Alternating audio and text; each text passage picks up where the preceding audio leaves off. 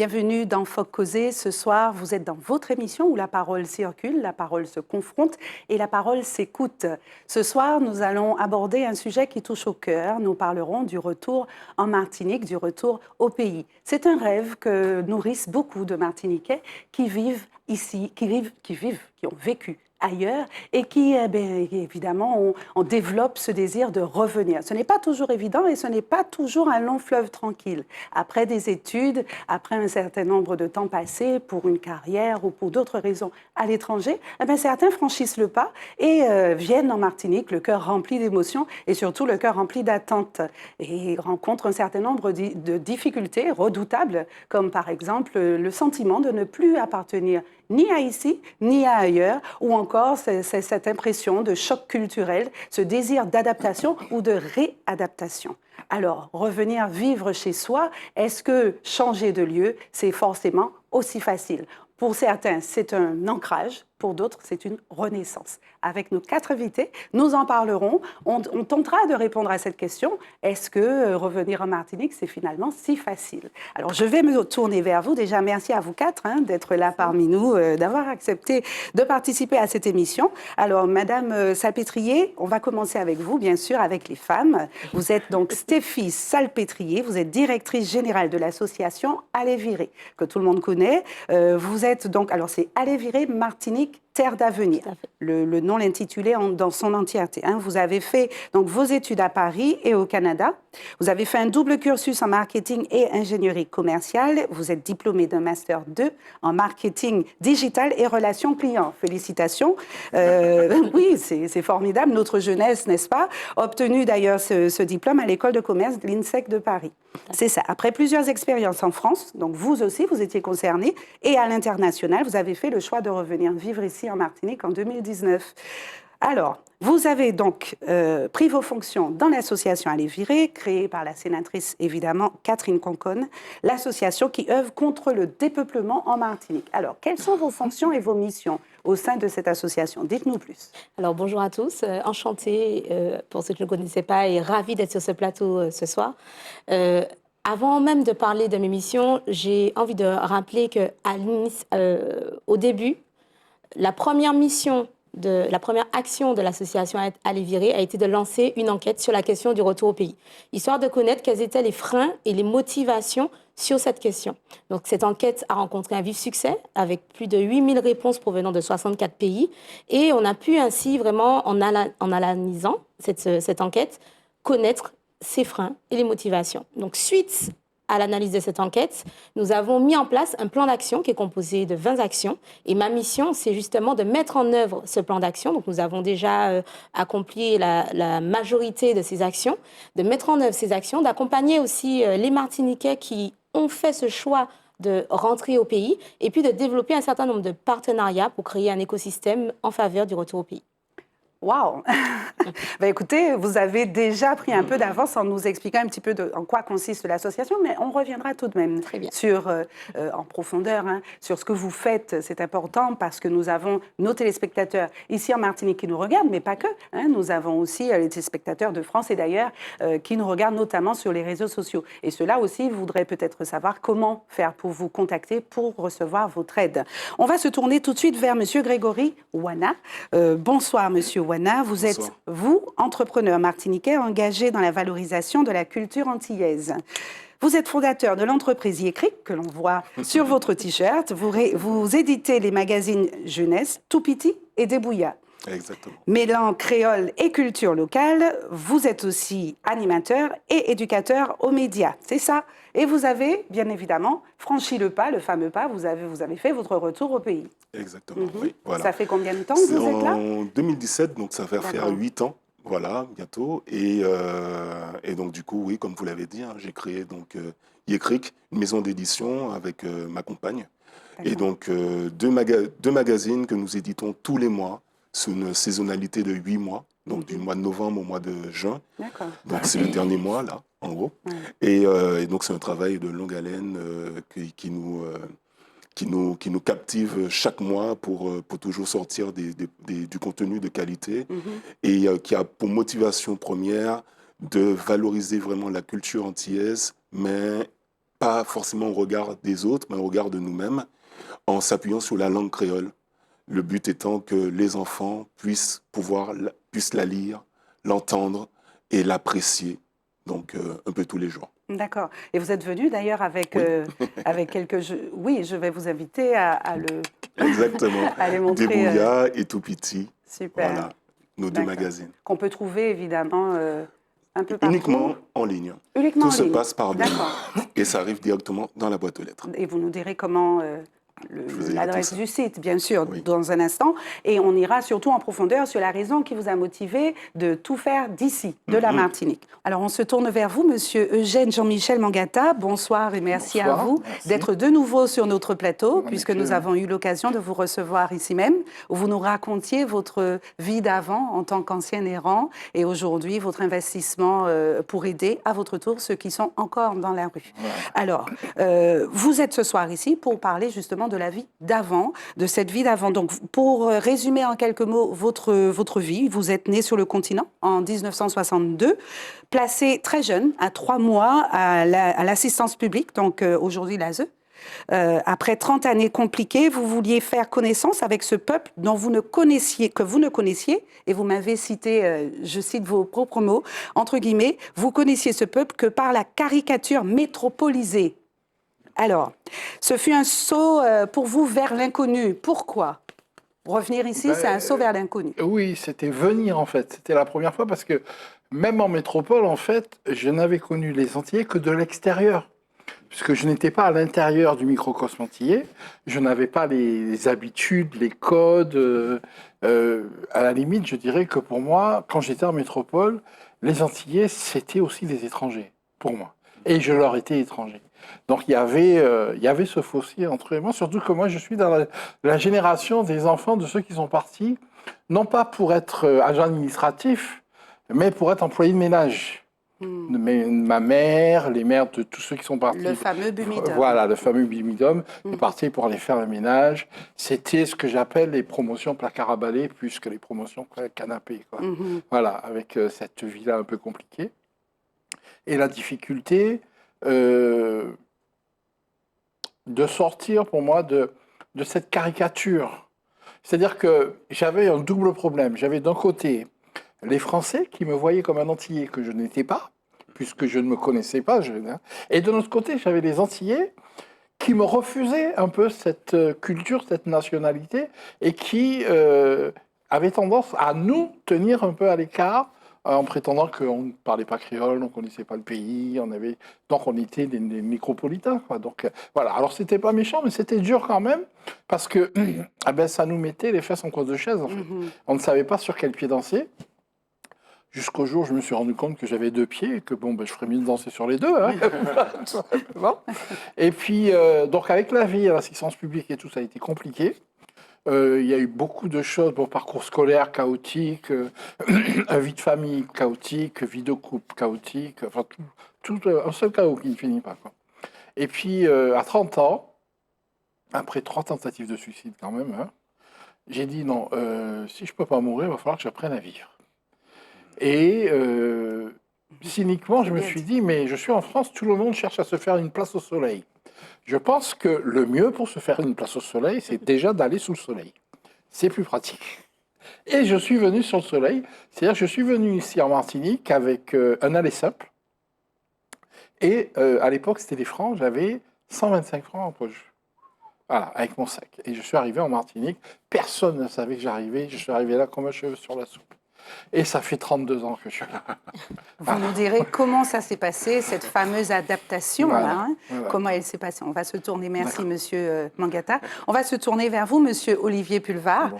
C'est un plaisir de vous rencontrer enfin, parce que je dirais pourquoi dans un instant. Allez, je vais vous présenter d'abord. Monsieur Olivier Pulvar, vous êtes enseignant, donc chercheur martiniquais spécialisé en sciences de l'information et de la communication. Vous êtes donc maître de conférences à l'Université des Antilles et professeur associé à l'Université du Québec à Trois-Rivières.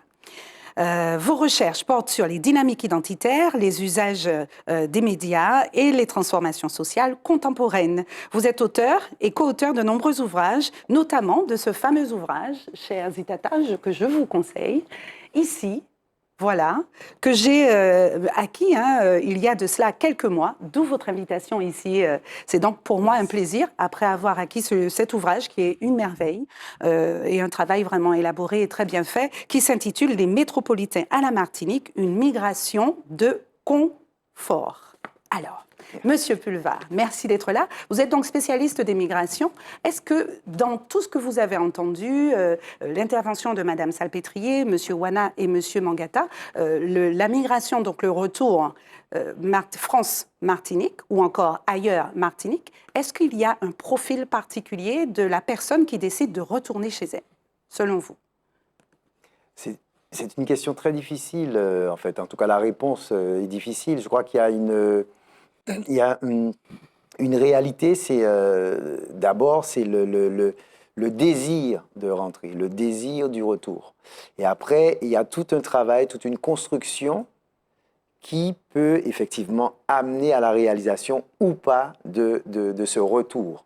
Ou alors on dit retour, mais ça peut être aussi, on l'a vu, ça peut être aussi un aller simple. Oui. Ça peut être aussi j'allais dire un retour, mais qui n'est pas un retour au sens physique du terme, mais un retour aux racines. Au sens symbolique. C'est ça. Donc, alors je ne pourrais pas dire qu'il y a de profil, mais je pense qu'il y a des dynamiques migratoires. Celle du retour, elle n'est pas propre à la Martinique. Elle est peut-être intéressante parce que, il ne faut jamais oublier que la Martinique, c'est une île de très petite dimension, peuplée donc de Martiniquais à moins de 400 000. On est d'accord? Donc, les problématiques migratoires dans des espaces comme celui-là sont à traiter avec beaucoup de précaution. Et donc, que ce soit les entrées ou les sorties, ça n'a pas le même impact que sur un continent ou sur un grand pays. Alors, je vais me tourner vers vous, Madame Salpêtrier. Dites-nous, est-ce que depuis 2019, vous avez eu à accompagner un certain nombre de personnes dans leur projet de retour? Est-ce qu'il y aurait une motivation particulière? Qu'est-ce qui pousse un Martiniquais à vouloir rentrer chez lui? Alors, il faut savoir que, toujours d'après les résultats de notre étude, 8 Martiniquais sur 10 vivant hors du territoire souhaitent rentrer au pays. Et là, cette étude qui datait de 2018, nous avons décidé de la réactualiser en 2020, post-Covid.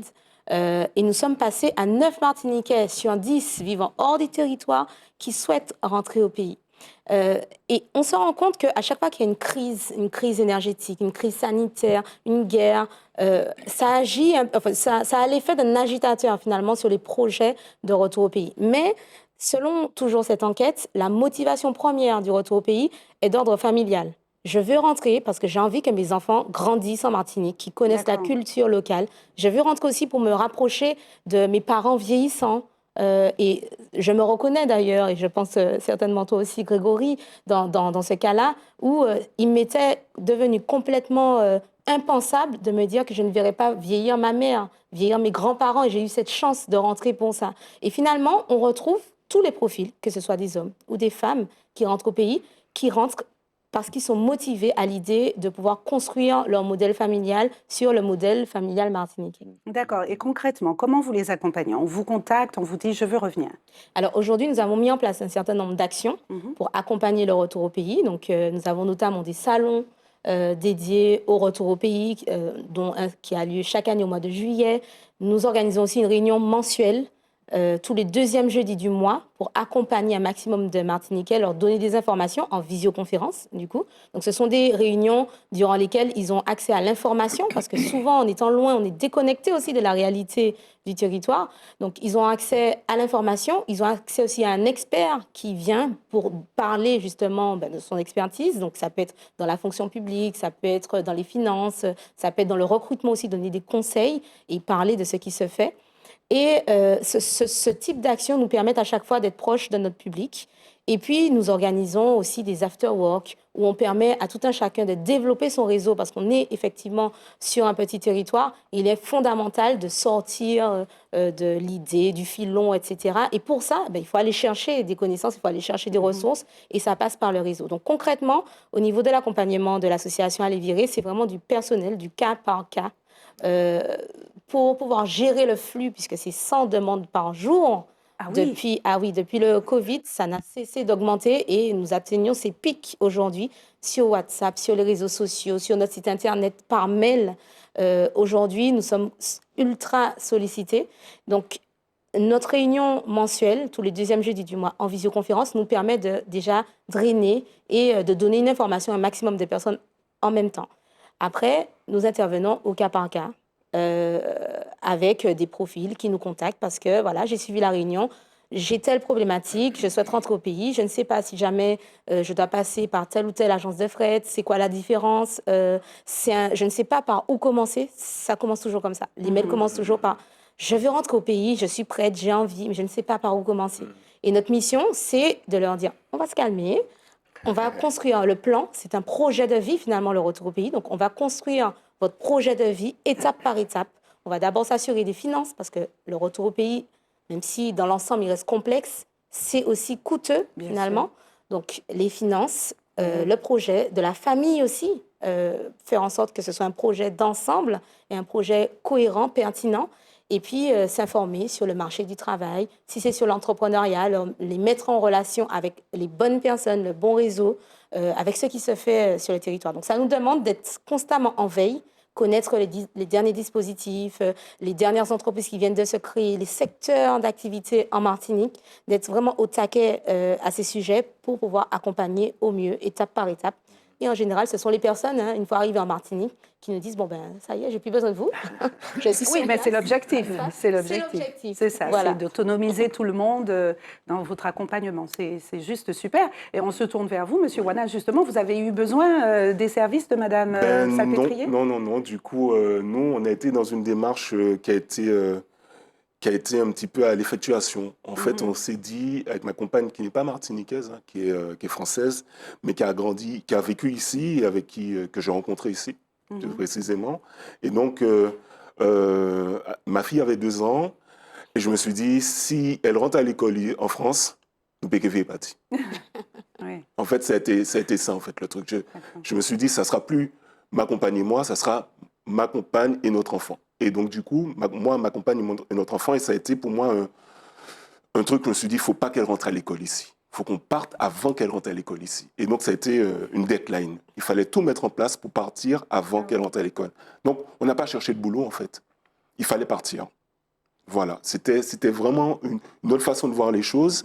Et du coup, la recherche de financement est fondamentale. Juste avant que nos téléspectateurs et moi aussi, qu'on comprenne la motivation derrière, elle était culturelle. Vous vouliez que votre fille retourne aux racines, c'était quoi? En fait, moi j'ai grandi entre la Guadeloupe et la Martinique. Je suis moitié guadeloupéen, moitié martiniquais. Et donc j'ai grandi dans cette double culture-là. Et la culture des savanes, comme je dis, et celle des mornes. Et pour moi, je voulais que mon enfant grandisse aussi avec au moins l'une des deux. Et aussi, malgré tout, lorsqu'on vit en France, et pourtant j'ai vécu quasiment toute ma vie ici, mais les 7 ans que j'ai vécu en France fait qu'on vit autour de chimères, des chimères qu'on construit par rapport aux médias, par rapport aux réseaux sociaux. Et on extrapole tout. Moins de petites grèves, c'est « oh papa ». Moins de petits bagailles, c'est « oh papa ». Moins de petits bagailles, c'est « oh là là là là ». Et du coup, je savais que j'extrapolais. J'avais au moins cette conscience-là de me dire, tu exagères en fait les choses. C'est moins simple qu'en France, mais c'est pas autant que tu le crois. C'est pas aussi compliqué que tu le crois.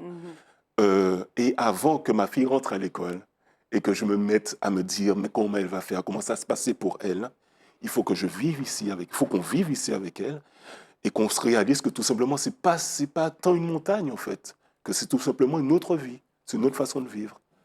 Et comme Stéphie l'a dit, les finances, c'est la base. C'est au-delà de se dire, mais comment on va faire pour le travail et tout ça, c'est comment préparer financièrement son retour. Et la chance que j'avais, c'est que j'avais une maison là-bas qu'on avait achetée, qu'on a retapée et qu'on a revendue. Et cette maison qu'on a revendue a financé notre retour. Super. Et clairement, hein. Et on n'est pas passé par fret, hein, la poste. Hein. On a débarqué avec une fourgonnette remplie de cartons. On a déposé ça à la poste. Après, on a regardé comme ça. On a dit, c'est pas ici, c'est par là. Et non, on s'est débrouillé. Et en fait, je crois que c'est la première motivation. Débrouillez-vous, en fait. D'où le nom de votre... Débrouillard, exactement. Ayez eu l'essence que c'est l'évidence. Oui. C'est pour vous, c'est évident, faites, frère. après, ça va se mettre en place. C'est vraiment, on vous entend parler, on a vraiment le sentiment de l'appel du cœur. C'est ça en fait. Hein, votre retour n'est pas, c'est vraiment, c'est pas un truc au hasard. C'est vraiment le cœur qui parlait. Vous avez rencontré des difficultés quand vous êtes arrivé? Ben oui, bien sûr. Hein, ces temps là-bas, De quel ordre? un peu de la vie quotidienne, un peu de la vie, les choses de tous les jours. Ça peut être aussi un peu administrativement, mais ça peut être aussi un petit peu peut-être sur certains loisirs ou certains. Voilà. En fait, on se rend compte que vivre en France, c'est peut-être, ça facilite la vie un peu individuelle, où on n'a pas forcément des autres, parce que tout est assez, il y a plein de choses en fait. Et donc, et ici, on reprend les connexions. Et c'est une autre façon de passer du temps. C'est avec les amis, avec la famille, c'est une glacière sur la plage. C'est un autre rythme et c'est une autre façon de faire. Et finalement, lorsqu'on s'est habitué pendant un certain temps à un rythme qui est différent, le temps de se réhabituer à ce rythme-là, qui est le nôtre, ça prend du temps. Ça prend du temps. Mais on laisse le temps au temps. Et puis Alors, on se met en place. C'est ça. Dans l'introduction, je parlais de difficultés d'adaptation, de choc culturel. Vous avez connu ça? Non. Du tout. Vous étiez chez vous. J'étais chez moi. Revenir chez vous, c'était exact. Maman m'a tout pris. Fouet moi ici. Voilà. C'est ce qui vous manquait en France. Oui, d'une certaine manière, oui, mais c'est surtout que, moi, je suis d'un parcours sociologique. Voilà, j'ai un parcours en géographie sociale. Après, j'ai fait de la communication avec M. Pulvar, qui a été mon professeur à l'université. Et donc, j'ai toujours été assez omniscient, en fait, là-bas. Je vivais les choses en observant la société dans laquelle je vivais. Et ça, dès le départ, j'observais les choses. Et donc, au bout d'un moment, on finit d'observer, on a envie de vivre aussi. Et donc, et pour moi, je ne pouvais pas vivre ailleurs que chez moi. Tant que j'étais ailleurs, j'observais. Et c'est bien d'observer. Hein. Tu es là, tu observes, tu te rends compte comment les gens vivent, comment les gens vivent par rapport à toi, comment les gens vivent entre eux. Et puis aussi, on est censé, on est français sur la carte d'identité, en fait. Et le fait d'être sur la carte d'identité, on a forcément un rapport avec ce pays. Et le fait d'avoir ce rapport avec ce pays fait qu'on le questionne, ce rapport. Et quand je suis parti en 2010, c'était ma principale raison de partir. Pas juste finir mes études, c'est questionner ce rapport avec ce pays qui se trouve à 8000 bornes. Et je l'ai questionné. J'ai vécu dans tous les sens. J'ai vécu en campagne, j'ai travaillé en campagne. J'ai vécu en ville, j'ai travaillé en ville. J'ai vécu dans 3 grandes villes, dans 2 grandes villes françaises, dans une plus petite. Donc j'ai eu la chance de vivre une France différente à chaque fois. Une fois que j'ai questionné, c'est bon, mon corps te gagne moins, quoi. Et voilà. Très bien, merci pour ce témoignage un peu humoristique, mais tellement vrai. On reviendra vers vous. J'ai un certain nombre de questions à vous poser, Monsieur Wana, dans un instant. Et on va se tourner vers vous. J'ai envie de vous poser les mêmes questions parce qu'il me semble que, contrairement à Monsieur Wana, vous nous aviez témoigné dans la dernière émission où vous étiez, que votre retour à vous a été un petit peu plus chaotique. Oui, alors déjà, comment dirais-je, la vie là-bas, elle était compliquée pour les Martiniquais, je dirais, de mon espèce. D'accord? Les fameux négropolitains nés là-bas, dont les parents ne reflétaient pas, parce que j'ai quand même connu de loin en loin le microcosme antillais, et nos parents ne reflétaient pas l'envie de revenir au pays. Voilà, pour certains, c'était venir en congé bonifié, comme on disait, mais c'était juste venir en vacances. Le retour définitif, c'était pas dans le discours.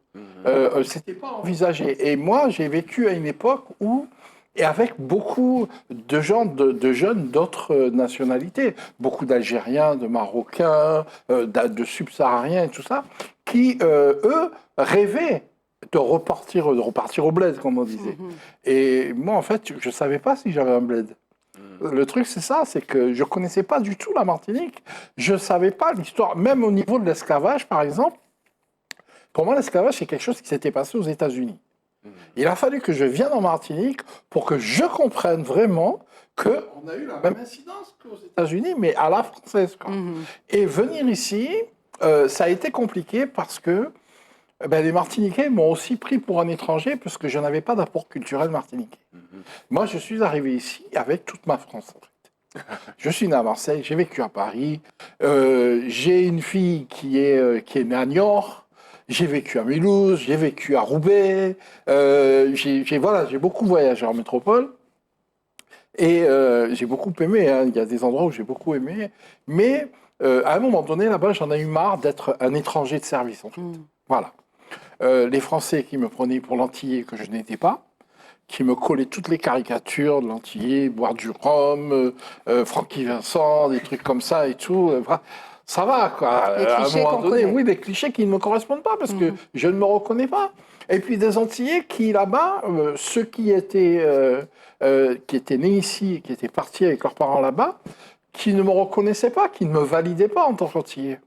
D'ailleurs, je me rappelle que la semaine juste avant de prendre mon départ, parce qu'en fait, j'ai pris le billet le jeudi pour venir le lundi. Et quand j'ai appris aux copains du quartier, des Guadeloupéens, des Martiniquais, que je venais le lundi, ils me disaient « Mais non, tu ne vas pas faire 15 jours ». Dans la jeunesse dans laquelle j'étais, on était les générations qui voulaient retourner au bled, en fait. Mais nous, les Antillais, enfin, les Antillais comme moi, en fait, on n'avait pas de bled. On ne savait pas d'où on était. Moi, je ne savais pas ce que ça voulait dire. Pour moi, l'Antillais, c'était la caricature des gens que je voyais autour de moi, de ces couples, de ces espèces de familles décomposées, recomposées, non composées. Voilà, quoi, de gens qui comment dirais-je, qui se mettent ensemble, qui se disputent, qui font du tout... Enfin, je dirais qu'ils faisaient du tout n'importe quoi, quoi. En fait, je me suis maintenant, en venant en Martinique, je me suis rendu compte que les Antillais que j'ai connus là-bas, qui étaient nos parents, nos grands-oncles et tout ça, ils avaient quitté une Martinique post-coloniale et ils s'étaient installés dans une France métropolitaine en reproduisant tout ce qu'il y avait, dans la culture antillaise d'intéressant, en laissant ici tout ce qui avait été misérable. Donc en fait, tous les travers du Martiniquais là-bas, où on se trompe, on boit du rhum, on est alcoolique, on fait des trucs, on vit un peu comme... Moi, je voyais ça autour de moi, je voyais des gens qui se faisaient du mal, qui se trichaient, qui se mentaient, c'est-à-dire que on appelle le cousin, on dit au cousin ou à la cousine, viens pour venir trouver un travail et tout. Et puis, au bout de 6 mois, la personne, elle est dehors. Parce que ça a mal tourné dans la famille, il y avait toujours des conflits dans les familles, des trucs comme ça, qu'on cachait, hein, c'était caché, mais on les sentait. Nous, on les sentait et, comment dirais-je, nos familles ne reflétaient pas l'envie de revenir ici. Ceux qui sont partis, ceux qui étaient au-dessus de moi, qui sont partis là-bas, pour beaucoup, sont partis comme enfuis.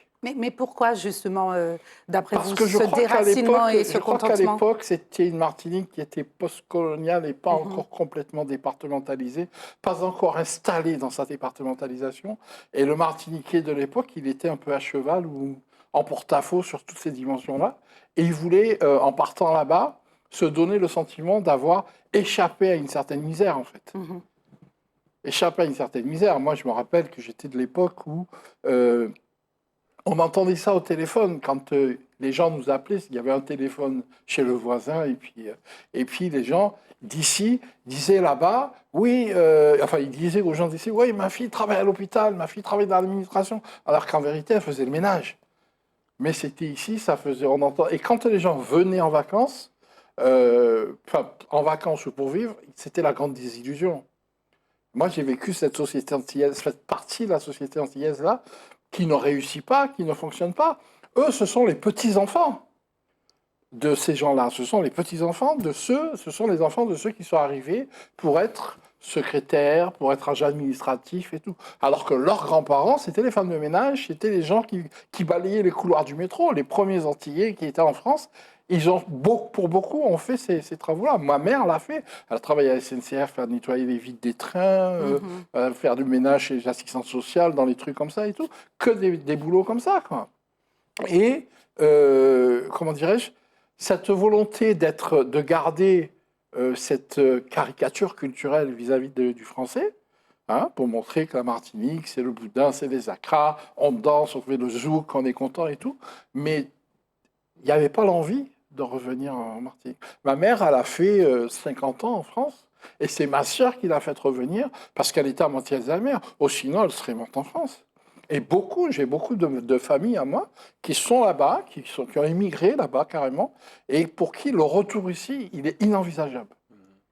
il est inenvisageable parce qu'il y a eu un océan en vérité. Il y a vraiment eu un océan qui s'est installé entre leur vécu ici et puis ce qui s'est passé là-bas. Et ils n'ont pas envie de revenir. Il y en a qui n'ont pas envie de revenir. Il y en a qui n'ont pas. Et ça a été très dur pour moi ici, justement, de trouver ma place. Parce que les Martiniquais, ils ne voyaient pas le Martiniquais que je n'étais pas, mais ils voyaient le Français que j'étais. Et pour eux, c'était un peu comme si j'étais un agent double. Parce que mon bien-noir, même quand on parle français, mon bien-noir, même je pense français, je vis français, mon rythme de vie n'est pas le même. Quand je suis arrivé ici, j'ai émigré avec ma façon de vivre. D'ailleurs, quand j'étais dans la rue, on m'appelait le Marseillais. Donc voilà, et les gens m'ont connu comme ça. Et il a fallu que j'impose ma personne. Et quand j'étais dans la rue, c'était compliqué. Parce que les gens, comment je pourrais dire ça? Je crois qu'inconsciemment, ils se vengeaient sur moi, enfin sur les gens comme moi, parce que comme ils réagissaient avec moi, ils réagissaient aussi comme ça avec des Français. La méchanceté que j'ai rencontrée chez certaines personnes, c'était un peu comme une vengeance contre le fameux blanc, le fameux colonialiste, le fameux béquet. Alors Voilà, c'est intéressant ce que vous dites. Voilà. Il faudrait, j'aimerais que tout le monde réagisse là-dessus, notamment Monsieur Olivier Pulvar. Oui. Alors pour certains, le retour est idéalisé. Pour d'autres, comme disait Monsieur Mangata, on n'y pense pas. C'est même pas un projet faisable. Pourquoi, d'après vous? Première question. Et deuxième question, ce que vient de dire Monsieur Mangata, c'est énorme quand même. Mais c'est vrai. Non, mais en fait, il y a une manière de vivre ce qu'on appelle chez nous l'altérité, c'est-à-dire la différence. Et nous sommes des sociétés qui se sont créées à partir de l'échelle de différence. Donc ça fait partie, je dirais, de l'ADN de cette société, de cette socio-histoire, qui fait que, en fait, même entre nous, même entre Martiniquais, même entre gens de la même commune, du même quartier, il va toujours y avoir des références de cet ordre-là. C'est-à-dire des références liées à la couleur, des références liées à un certain nombre de critères qui sont des critères, alors vous avez dit, on a parlé de société post-coloniale, mais qui sont des critères coloniaux qui sont toujours actifs dans la société d'aujourd'hui. Pourquoi des gens ne désirent pas rentrer? Eh bien, ça peut être, par exemple, pour ne pas avoir à affronter le regard de la famille qui est restée et qui va dire comment tu as fait 50 ans là-bas et c'est qu'on s'en va virer. Ce sont des choses qu'on entend. Ou alors, ça peut être aussi pour d'autres raisons. Mais je veux dire, en réalité, c'est comment on vit, par exemple, comment on vit. On parlait de projet de retour. Comment on vit le projet de retour? Est-ce que c'est un échec? Est-ce que c'est une réussite? Comment on l'envisage? Est-ce qu'on l'a prévu? Est-ce qu'on rentre sur un coup de tête? Parce que finalement, ce que vous décrivez, des gens qui ne sont pas dans la même situation fonctionnent de la même façon, en se disant « Non, ça a fait trop longtemps, je rentre. Je ne prends un billet, je rentre. » Donc, ce n'est pas une question de... Vous voyez, c'est vraiment, en fait, une manière d'envisager l'autre, une manière d'envisager l'extérieur, d'envisager chez nous, notre culture, nos parents, notre fonctionnement, notre temps, notre manière de vivre l'espace et le temps. Et ça, ce sont des notions, et je pense que ce n'est pas Grégory qui me contredira, c'est-à-dire que ce qui nous appartient, en fait, on ne le maîtrise pas forcément, soit parce qu'on est né ailleurs, soit parce qu'on ne nous l'a pas transmis, soit, parce qu'on est dans une situation qui fait que nous sommes dans un territoire qui connaît une réalité qui est celle que tout le monde connaît, et qui fait qu'on ne peut pas s'approprier librement des éléments qui nous appartiennent. Parce que soit ils font l'objet de stigmatisation, pour plusieurs raisons. Et nous avons cette tendance à nous exclure les uns des autres. On parle de vivre ensemble, mais notre vivre ensemble, si on remonte bien, ça a toujours été celui de la rivalité interindividuelle. Donc, est-ce que c'est propre à nous, ça? Non, c'est propre au système colonial. Voilà, d'accord. Et donc c'est un fonctionnement que l'on va retrouver dans beaucoup de sociétés qui ont vécu, mais si vous regardez, alors qui ont vécu et qui ont, alors plus ou moins, on parlait des États-Unis tout à l'heure, mais qui ont intégré ces dynamiques de façon différente. En France, par exemple, on ne gère pas la diversité de la même façon qu'aux États-Unis. Et c'est pour ça qu'on s'émeut de comment les États-Unis fonctionnent par rapport aux Noirs, etc. Mais on ne fonctionne pas... Enfin, c'est pas tellement différent. C'est juste que c'est écrit différemment. Ouais. Mais c'est la même philosophie, c'est le même type de rapport qui est établi, que l'on prenne les rapports interethniques. Ce sont des rapports de domination. À partir du moment où ce sont des rapports de domination, ben, qu'on soit aux États-Unis ou qu'on soit en France, ben, il y a l'instauration d'une hiérarchie qui va qui va se manifester dans l'espace social quotidien. Et c'est pour ça que ce n'est pas surprenant. Est-ce que le fameux lotboa, là-bas, est-ce que c'est ce type d'expression-là, le fait de de venir pendant 2 semaines et puis de repartir, ça donne pas quelque part, ça n'a pas donné à certains Martiniquais qui venaient en vacances ce sentiment de supériorité et qui a été perçu, et d'ailleurs on va l'entendre aussi dans d'autres questions tout à l'heure de la tribune digitale, cet écho-là. Est-ce que ça n'a pas aussi donné mauvaise presse aux personnes qui revenaient justement? J'ai connu ça, où les Antillais qui étaient là-bas, qui revenaient ici, ça a d'ailleurs fait l'objet de caricatures. Hein. Ah, mais apparemment, j'ai été Nanamoru, c'est Baïti malheureux. Ils avaient pris des habitudes là-bas qu'ils refusaient de retrouver ici. Enfin, ils avaient quitté des habitudes. Voilà. Et moi, il y a des choses que j'ai vécues ici et que j'ai retrouvé chez ma mère là-bas. Ma mère avait transporté ses habitudes ici, comme le principe de la tinette, par exemple, le pot de chambre. J'ai jamais compris pourquoi il y a 6 mètres entre son lit et la salle de bain, mais le soir, il faut qu'elle amène son truc dans la chambre. C'est un truc. Et c'est quand je suis arrivé en Martinique que j'ai compris qu'en fait, ça, c'était des habitudes. Et je crois que, excuse-moi, pour les Antillais de la génération de mes parents, c'était une manière, ça faisait partie de leur culture, et c'était une manière de préserver un peu ces morceaux de culture qu'ils avaient mis dans leur bagage, comme ça, entre la serviette et le madras, tu vois, pour revenir ici, pour histoire de dire que la Martinique, c'est leur souvenir en vérité. La Martinique, c'est pas la Martinique c'est leur souvenir. C'est quoi. ça. Et, vous vouliez réagir, Monsieur Pulvar? Oui, j'ai une image qui m'est venue en vous écoutant. C'est, en fait, en réalité, alors ça va être un peu violent, hein, mais on quitte la Martinique comme alors on va dater, mais on quitte la Martinique comme on quitte le champ de Cannes. Ouais, tout à fait. C'est tout à fait ça. En fait, c'est pour quitter les champs de Cannes. C'était, je crois que on a réussi que quand on est parti. Voilà. C'est-à-dire que quand maintenant je repense à tous ces Antillais que j'ai connus en France, ce parfum que je ne connaissais pas chez eux, c'était effectivement le parfum du champ de Cannes, le parfum de la sueur du champ de banane, de la plantation. Voilà, de cette pauvreté instaurée comme une misère, en fait. Madame Salpêtrier, vous vouliez intervenir aussi? Oui, déjà, on constate déjà qu'il y a une différence d'un point de vue générationnel sur cette vision du retour au pays, finalement, parce que je ne me retrouve pas forcément dans la vision que vous pouvez apporter aujourd'hui. On nous a appris, jeunes Martiniquais, à partir, mais personne ne nous a appris à revenir. Ça, c'est la première chose. On nous a appris que l'herbe était plus verte ailleurs, qu'il fallait partir pour réussir. Alors que nous, on dit tout le temps que l'herbe est plus verte finalement là où elle est arrosée. Donc, il y a ce changement de paradigme, j'ai envie de dire, et cette nouvelle vision du retour au pays où retourner, ce n'est plus échouer. Ce n'est plus vu comme un échec. Au contraire, je suis fière de rentrer au pays, de l'annoncer sur les réseaux sociaux, sur mes réseaux professionnels, parce que je sais que j'ai envie d'apporter quelque chose à mon territoire. Je vais apporter quelque chose à ma famille aussi. Est-ce que nous sommes finalement tous voués à devenir des aidants familiaux ? Est-ce que c'est la raison de notre retour? Alors, effectivement, il y a des retours qui sont contraints lorsqu'on rentre parce qu'on a un proche malade ou un décès dans la famille.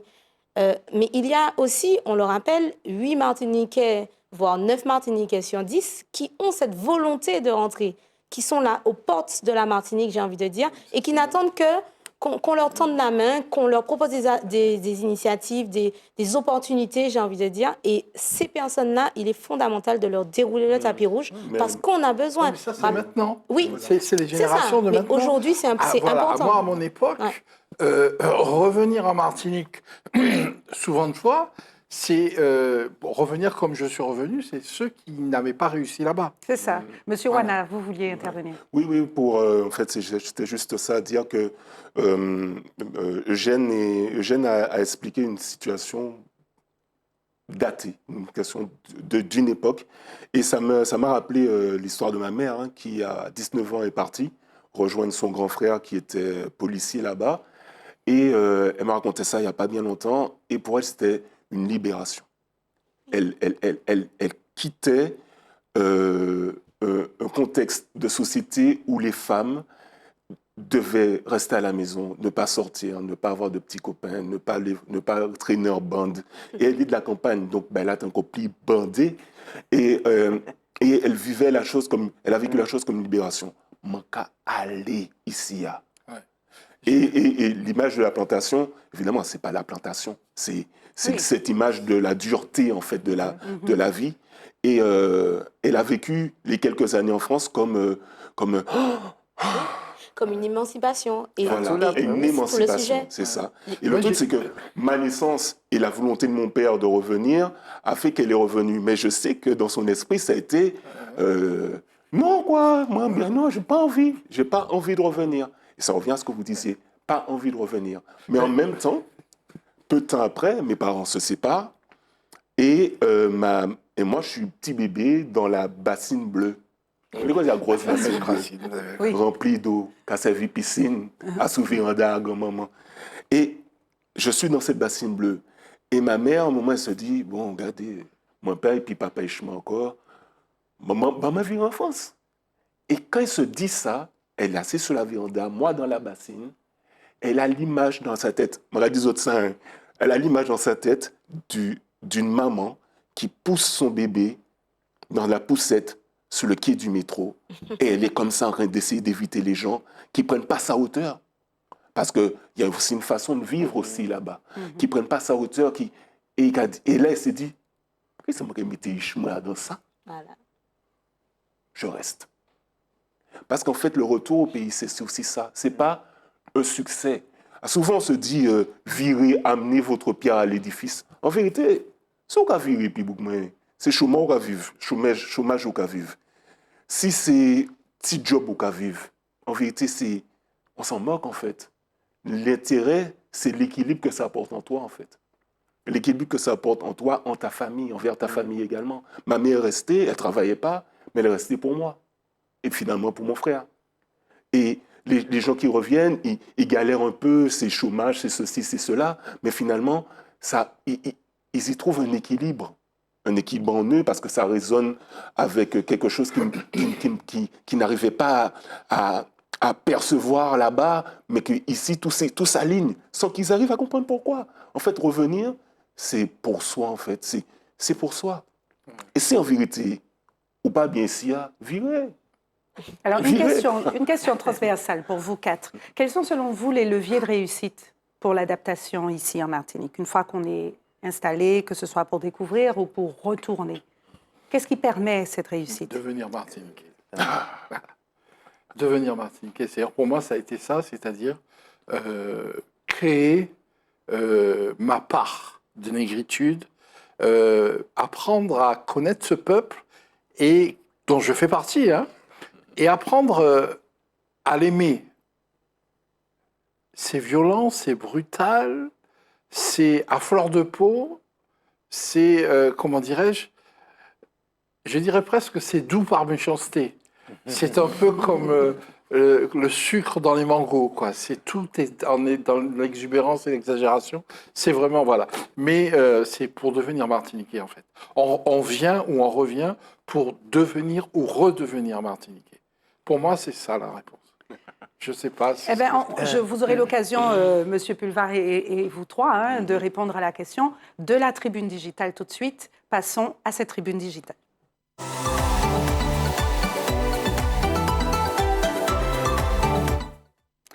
Alors, elle fera écho à ce que nous disions il y a quelques minutes. Les négropolitains arrivent, donc c'est la question des téléspectateurs de l'un d'entre vous. Bonsoir à celui qui se reconnaîtra. Les négropolitains donc, arrivent en grands connaisseurs quand ils débarquent en vacances ou pour s'installer. Quand vont-ils comprendre que le syndrome du sauveur ne fonctionne plus chez nous? Si je peux répondre, Oui. il y a, pour moi, il y a aussi notre rapport à nous, à celui qui vient d'ailleurs. Et moi, j'en parle en connaissance de cause, hein, mes cousins débarquaient, je me mettais à parler comme le gars de la banlieue, frère. Alors que je ne suis pas de la banlieue, j'ai jamais grandi à Paris. Mais je me mettais à broder, à chercher des airs quelque part, alors que voilà. Et parce qu'on avait ce rapport à la France qui était un peu idéalisé et ceci. Et je pense que eux, sans même faire les prétentieux, étaient mis sur un piédestal. Alors certains, oui, avaient ce rapport un peu dominant et un peu méprisant. Mais nous aussi, parfois, c'est nous qui les mettions sur un piédestal parce qu'on avait ce truc à les regarder, ils vivent là-bas, quoi. Et donc, c'est pas dans un sens, en fait.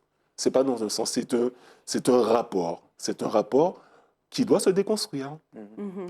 Alors, cette mentalité-là, justement, c'est la différence de mentalité entre nous, Martiniquais, comme vous disiez, le rapport avec celui qui vient, et celui qui vient, lui, qui va commencer à... Il faut dire ce qu'il y a, il faut causer. On a dit qu'on parle sans langue de bois. Coquelac a chanté à 3h, 5h, 6h du matin, c'est trop tôt. Dominoa, etc. Oui, mais après, il faut tout entendre. Est-ce que M. Pulvar... Alors, je m'excusais, M. Mangata, parce que je voulais, par rapport à l'ouvrage... l'ouvrage que nous avons lu. Non, mais c'est intéressant. Bon, moi, je parlais de rapport à l'altérité tout à l'heure, on est en plein dedans. C'est-à-dire que nous avons une grille de lecture qui est fondée sur la différence culturelle. Et on l'applique à toutes les nuances et en permanence. Donc, je ne suis pas surpris par cette grille de lecture-là. Le négropolitain, si on en parle comme ça, c'est quoi? C'est qui? Il y en a plusieurs, il n'y en a pas un seul. C'est comme les métros, il n'y en a pas un seul modèle. Donc, après, ce qu'il y a de gênant, alors je vais le dire comme ça, ce qu'il y a de gênant, ce qui pourrait gêner en fait la société d'accueil et qui se manifeste de manière individuelle, pas de manière institutionnelle, ben, c'est le rejet de l'autre. Et pourquoi? Parce qu'il y a trop de métropolité chez ce nègre-là. Et en fait, c'est ça que l'on pointe du doigt. C'est ça qui dérange. Et ça peut être l'accent, ça peut être le fait que je ne mange pas épicé, ça peut être le fait que je ne parle pas créole, ça peut être le fait... Mais on va passer au crible. Ah oui, ça se... Et c'est ça qui est malheureusement pas compris ou qui n'est pas débattu. Parce qu'en fait, est-ce que être martiniquais, c'est savoir parler créole? Question. Est-ce que le comprendre, ce n'est pas suffisant? Est-ce que même si je ne le parle pas, mais si... Je respecte l'idée que le créole est une langue. Est-ce que quelque part, je ne participe pas de...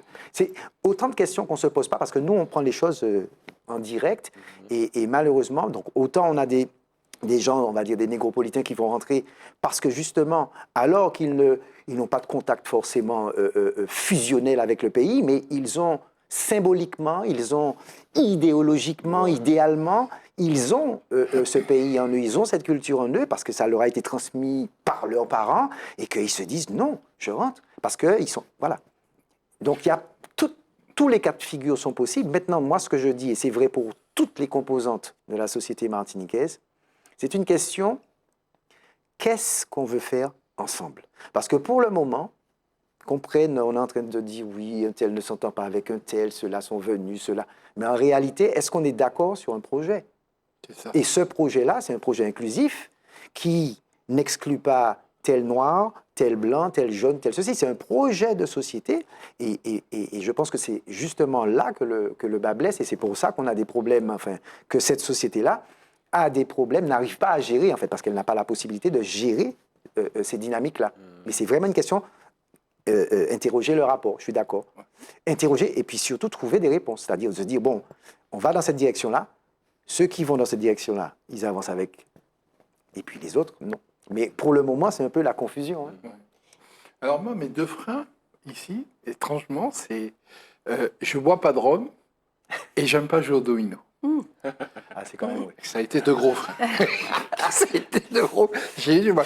Et au bout de 32 ans que je suis en Martinique, Toujours pas. je suis toujours excédé quand je vois les gens qui jouent au domino et qui fouettent les dominos sur la table. Et j'ai toujours la nausée quand je respire l'odeur du rhum. Pour moi, j'ai l'impression d'être à l'hôpital. Oh mon Dieu. Quand je sens l'odeur du rhum, j'ai l'impression d'être à l'hôpital. Ah Et ouais, c'est. en plus, je ne bois pas d'alcool de nature. Je peux boire un petit champagne, un petit verre de vin, il va me faire tout le repas. Mais l'alcool, non, ça Ouais. passe pas. Le Bon, rhum, ça alors, passe pas. après, j'ai envie de vous dire qu'il y a de tout dans la nature. Oui, oui, Oui, non, mais ça, Maintenant, c'est pas est-ce- forcément... Voilà, mais c'est pas rédhibitoire. Mais par contre, est-ce que vous faites la remarque de dire aux gens quand vous arrivez, domino au café c'est trop fort. Non, je À les laisse ce faire. moment-là, Non, est-ce non, que je les laisse faire. c'est là la Non, différence moi, je peut-être leur hein dis, je ne joue pas. Alors, par courtoisie, je dirais, je peux faire une partie ou deux, mais dès que je sens, parce qu'en général, Ça ils devient boivent en sérieux. même temps qu'ils jouent. Oui. Et plus ils boivent, plus ils jouent fort. Donc quand je vois que ça passe à un level trop fort, déjà, bon, au bout de 3 parties, je suis bon. J'ai compris, c'est bon. Donc je laisse jouer, mais après, ça me dérange. Enfin, ça me dérange, ça fait du bruit, mais ça fait partie de la culture. Alors, le temps file. Une dernière question, et après, je vous laisserai conclure chacun avec vos propres mots. Est-ce qu'on est aussi autant martiniquais en vivant au Canada, en France, aux États-Unis ou ailleurs, que quand on est ici sur place? Qu'en pensez-vous? Alors, ça permet de rebondir aussi sur la question précédente. Quand on Oui. parle de négropolitain, on parle de qui? Ce sont des Martiniquais. Ce sont parfois nos cousins qui finalement n'ont pas eu la chance peut-être de naître en Martinique ou de grandir en Martinique, mais qui ont la Martinique au fond d'eux. Et nous, la définition qu'on a du Martiniquais, c'est toute personne qui se sent martiniquaise. Ce sera à la fois la conjointe d'un Martiniquais qui a fait des enfants avec un Martiniquais. Ce sera aussi... Comment on peut savoir qui est à 100% Martiniquais? Donc, on essaye vraiment de travailler sur ça avec les candidats qu'on accompagne, de façon à ce que justement le coq qui va chanter à 4 heures, mais aussi à 6 heures, à 8 heures, à 10 heures, ne soit pas le problème. Et en réalité, lorsqu'on discute avec ces personnes qui ont cette envie de rentrer au pays, il n'y a pas de sujet. Donc j'ai l'impression que finalement, c'est un peu un a priori C'est ça. qu'on aurait ici en disant qu'ils arrivent et qu'ils veulent s'imposer. Pas du tout, au contraire. Super. Ils arrivent et souvent ils sont humbles. Mhm. Alors, sur cette belle parole, Madame Salpêtri, on va vous laisser tout de suite le temps de conclusion. Et si vous pouvez également partager vos informations de contact pour ceux qui vous souhaiteraient de votre aide. Allez-y. Alors, en conclusion, j'aimerais vraiment rappeler que la famille joue un rôle crucial dans ce qui va motiver ou décourager les projets de retour au pays. Donc, attention à ce que vous dites. Attention lorsqu'on dit Martinique pas bon, panier rien pour faire, que tous ces discours-là qui découragent, mais au final, les personnes qui ont ces discours-là sont en Martinique, ce qui est contradictoire. Donc, arrêtons et à la place, faisons en sorte d'accompagner les enfants qui ont ce projet de rentrée. Je fais un petit coucou à Monsieur Félicité qui accompagne le retour au pays de sa fille et qui en est très, très fier aujourd'hui. Changeons notre vision de voir le retour au pays. Accueillons les Martiniquais qui ont envie de rentrer et puis faisons en sorte que les jeunes ne partent pas ou partent moins ou d'accompagner la mobilité avec les jeunes. Donc, pour nous contacter, n'hésitez pas. Nous avons nos réseaux sociaux, allez virer. Nous organisons chaque année au mois de juillet un événement à Madiana, le Salon du Retour. Et puis, bien sûr, on reste disponible pour accompagner les projets de retour au pays. Merci à vous, Madame Salpêtri. Un vrai plaisir de vous entendre, de vous écouter. Et vous êtes aussi une passionnée. Merci à vous, Monsieur Wana, allez-y. Donc, Petite petite conclusion, je dirais une chose. Bon, déjà, pour nous contacter, c'est Yekrik, www.laboxyekrik.com. Vous pouvez donc vous abonner et recevoir tous les mois dans la boîte aux lettres. Si j'ai une chose à dire concernant les parents d'enfants martiniquais, ne les faites pas partir trop tôt.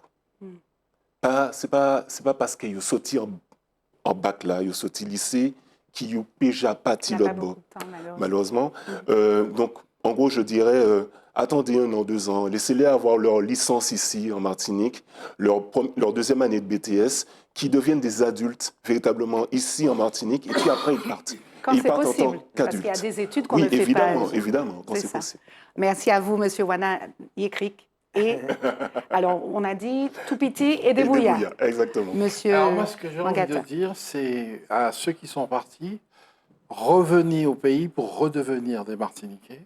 Et à ceux qui ne sont jamais venus comme moi et qui viennent en Martinique, venez devenir des Martiniquais. c'est un plaisir que d'être en Martinique. Ça fait 32 ans que je suis là. J'ai appris à aimer ce peuple. Je vais mourir ici. Et à jouer au domino. Je vais mourir ici. Et vous avez appris à jouer au domino. Voilà. Monsieur Pulvar, à vous, rapidement, s'il Oui, vous très plaît. rapidement. Moi, alors, j'ai quand même, je n'en ai pas parlé, mais j'ai eu l'expérience de la migration, de la remigration, donc à une époque. Et en fait, la persévérance. Je pense qu'il faut avoir confiance en soi, confiance dans son pays, confiance dans ses gens. Et donc, peut-être que c'est ça de devenir ou redevenir martiniquais, c'est se faire confiance, avoir confiance en son pays, avoir confiance en soi. Et puis, ne pas lâcher, je crois que c'est ce que disait Grégory, il me semble, ne pas lâcher. Quand on a des projets, il ne faut pas lâcher. Super, merci beaucoup, merci à vous quatre. Chers Itata, j'espère que cette émission vous a touché. Ce sont 4 cœurs qui vous ont parlé ce soir. À jeudi.